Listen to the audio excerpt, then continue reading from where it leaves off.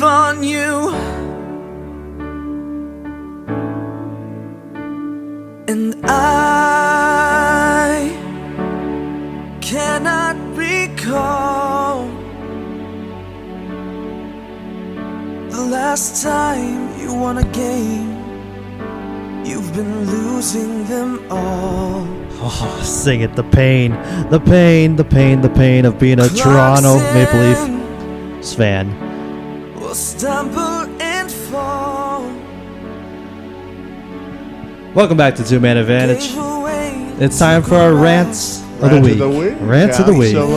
Yes. I'm playing this song because it is true. The Maple Leafs have to do something because I'm pretty close to giving up on them. I mean, you haven't been pushed over the cliff yet. Oh, I'm getting there. I'm probably a couple losses away from just free falling like the Leafs currently are. So my rant of the week is about the Toronto Maple Leafs and their pathetic,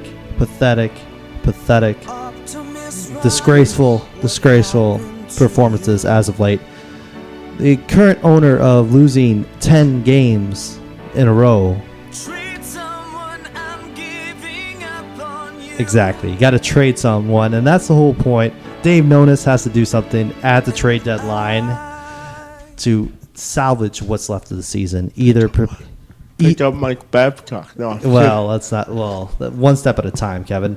With the trade deadline at least a month away, a little less than a month away, there's a lot of Leaf players on the roster that looking for new homes because obviously they don't want to play in Toronto. So the best part is to ship them out of town, maybe pick up a nice prospect, maybe a couple draft picks, something to rebuild this team the right way, and that's by tanking the entire season and hopefully getting the first overall pick. With the way that they're playing, that is a high probability of landing Connor McDavid. So Clarkson, Dion Phaneuf, Phil Kessel, pretty much anyone that's not named Morgan Riley should be prepared to be traded on trade deadline day. This team is a joke. It's tough to watch. When their goalies are giving up 100-foot shots from near their own blue lines, it's sad to watch. So I really wish I had more to say, but I really don't because this team is not giving me – it's given me a lot of headaches in the past, well, all of January. So hopefully that the Leafs will wake up and actually do something. That's the end of my rants. Mr. Kevin McShan, please save us. Well, I'll try anyway. Listen, Michigan finally got a reputable football coach. I do think that Michigan State is still the king of the state. No pun intended there, but it'll take Jim Harbaugh at least a couple of years to pick up the pieces of the Michigan football puzzle and put them back together. I mean, if you look at his recruiting class yesterday, he got most of Brady Hoke's commitments to either stay or he flipped other commitments to make them come to Michigan. But rather than focus on this individual recruiting class, I wanted to take a larger picture view to this sort of reclamation project. I'll say right off the bat, I don't think Jim Harbaugh is going to see the end of his Michigan contract. So enjoy him, Mason Blue fans, while he's here. But I do think he will restore the program. It'll just take him a couple of years.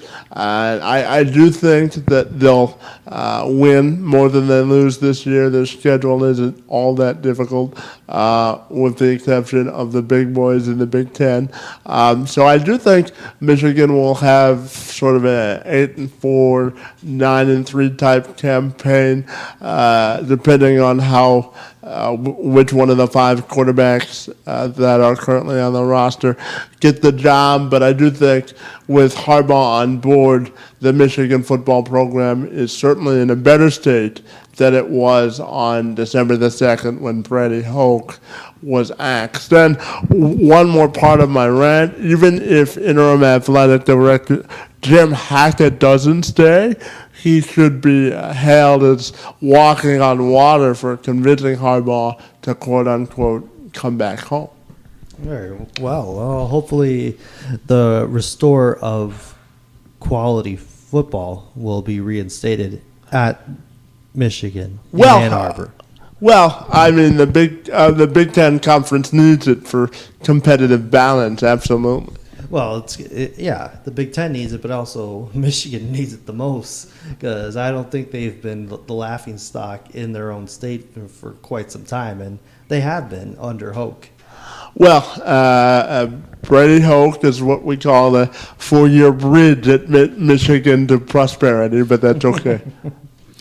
Very well. So hopefully, I can't wait for the start of the college football season. Absolutely. It's going to be fantastic with D'Antonio, Harbaugh, and Urban Meyer all in one conference. Should be a great season. 3 of the highest paid coaches in one conference. Absolutely. It should be a good battle. Darrin, always good to see you, buddy. It's always good to see you. Thank you for joining us at the Two Man Advantage podcast. Stick around.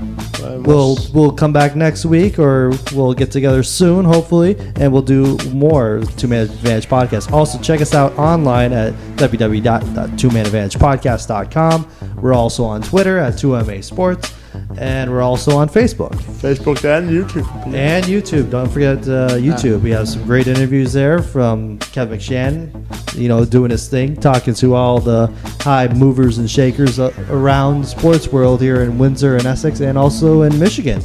We have some great interviews with Terry Foster. We went to Michigan State and Michigan Media Day. Got some great footage there. So if you haven't checked that out, do yourself a favor, go there, check it out. It's really good stuff.